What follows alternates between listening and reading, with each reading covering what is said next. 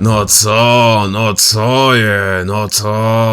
Alkohol robí divy a keď to trošku preženete, tak sa môže stať, že zaspíte na úplne random mieste, začnete sa kúpať vo fontáne, alebo že budete prenasledovať skupinu chlapcov po meste skoro 2 hodiny. Tento príbeh sa odohráva asi rok dozadu. Bol pokojný letný deň, sedel som doma na Discorde s kamarátmi, Noelom, Borisom, Matušom, Maťom a Kupčím a spolu sme hrali Minecraft, keď zrazu prišiel nápad. Chlapci, dnes je celkom pekne, nechcem ísť von. Môže banger nápad. Von? Keď sme sa všetci stretli, tak padla tá otázka. Kto pije? No tak sme si sadli do jedného podniku a už sa to nieslo. 3,72% Tatrany. A hneď po nich ďalšie. Pochopiteľne, keď pri takejto rýchlosti pokračujú, tak do hodinu budú KO a tak sme prišli s nápadom, že sa ideme prejsť po meste. Čau chlapci!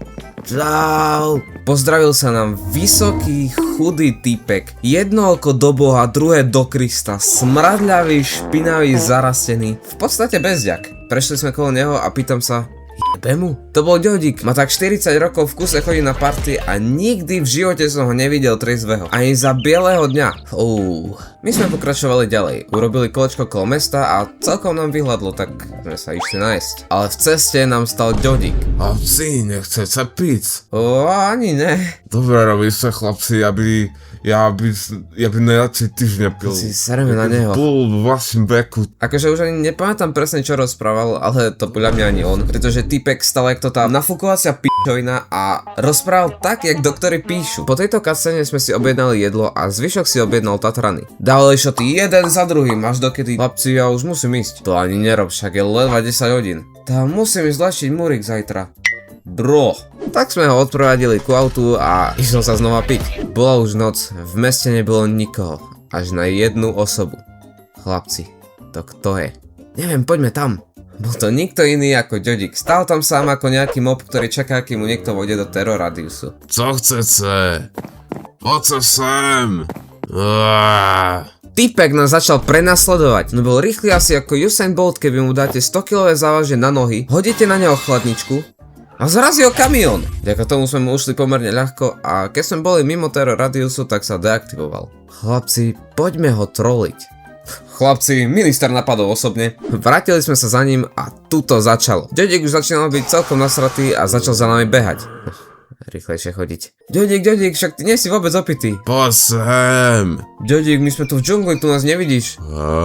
Ďodík, pozor, zem je lava. Ďodík, to čo robíš? Ja som komár. Toto bol že highlight večera. Typek sa krútil kolo lampy asi 10 minút a nechcel sa jej pustiť. Ale veď ja som komár. OK.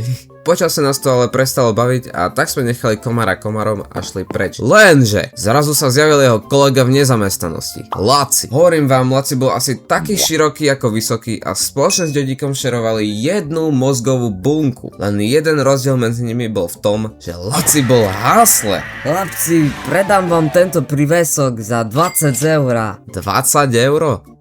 Dám ti za neho tak 20 centov. To sa ani pivo nekúpim. Akože máš pravdu, ale povedz mi, že kto ti kúpi náramok za 20 eur? Je tam Ježiš Kristus. Kámo, typci sa pohybovali ako Prime Nikola Tesla a Albert Einstein. Jeden komolil slovo a druhý padal. To bola súhra na inej úrovni, lenže časom sa ukázalo, že s veľkým biznisom prichádza veľká trpezlivosť. Typek sa nechcel zdať jeho predaja a presvedčil nás silou mocou. Chlapci, ako sa z toho dostaneme? Nechaj to na mňa. Dobre, ty už nič viac nehovor. Laci, ideme po peniaze, počkaj tu. Zduchli sme rýchlosťou svetla a od tohto momentu som nikoho z nich v živote nevidel. Ja neviem, čo to bolo za ľudí, či to vôbec boli ľudia. Ale jedna vec je istá, že Matúš ten Murik leží ešte dodnes.